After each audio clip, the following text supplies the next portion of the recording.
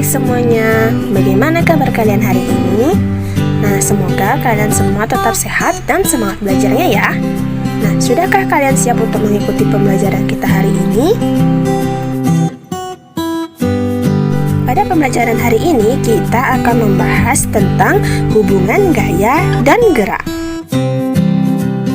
Sebelumnya, kita akan membahas apa sih itu gaya? Gaya adalah tarikan atau dorongan yang diberikan pada suatu benda. Dengan gaya, benda bisa bergerak. Contoh gaya yang ada di sekitarmu, misalkan saat kita mengayuh sepeda, kita menggunakan gaya. Kita juga menggunakan gaya saat menggeser sebuah meja. Sedangkan gerak adalah perpindahan tempat suatu benda dari posisi awal ke posisi lainnya karena pengaruh gaya. Hubungan gaya dan gerak adalah gaya dapat mempengaruhi gerak benda.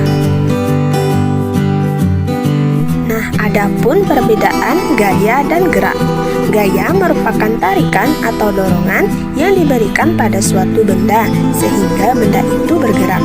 Sedangkan gerak sendiri adalah perpindahan tempat suatu benda dari posisi awal ke posisi lainnya karena pengaruh gaya. Jadi, suatu benda bisa bergerak karena adanya gaya. Jadi, dari pengertian tersebut, apa saja sih pengaruh gaya terhadap benda? Yuk kita bahas satu persatu.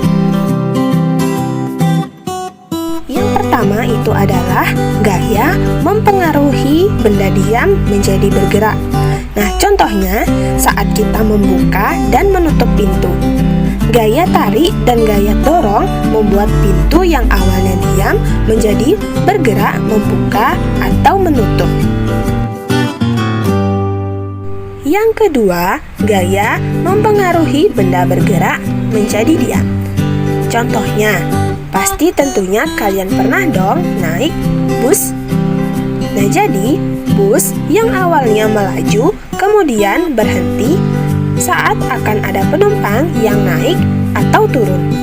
Ini karena pengemudi melakukan gaya menginjak rem, sehingga bus melambat kemudian berhenti. Yang ketiga, gaya mempengaruhi bentuk benda. Contohnya saat membuat gerabah atau kerajinan. Kita menggunakan gaya otot untuk menekan tanah liat dan gaya gesek yang terjadi saat tangan bergesekan dengan tanah liat. Dari gaya yang dilakukan, tanah liat menjadi berubah bentuknya menjadi bentuk gerabah yang kita inginkan. Keempat, gaya mempengaruhi perubahan arah gerak benda. Contohnya pada saat kalian bermain lempar bola. Seperti gambar di samping.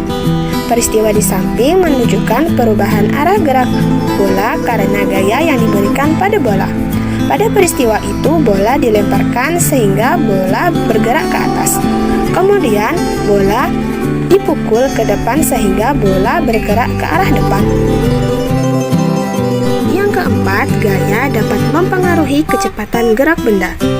Kecepatan gerak benda juga dapat berubah karena dipengaruhi oleh gaya. Contohnya saat kita mengayuh sepeda. Semakin kuat kita mengayuhnya, maka semakin cepat sepeda akan melaju. Sebaliknya, semakin pelan kita mengayuh sepeda, maka semakin lambat laju sepeda tersebut.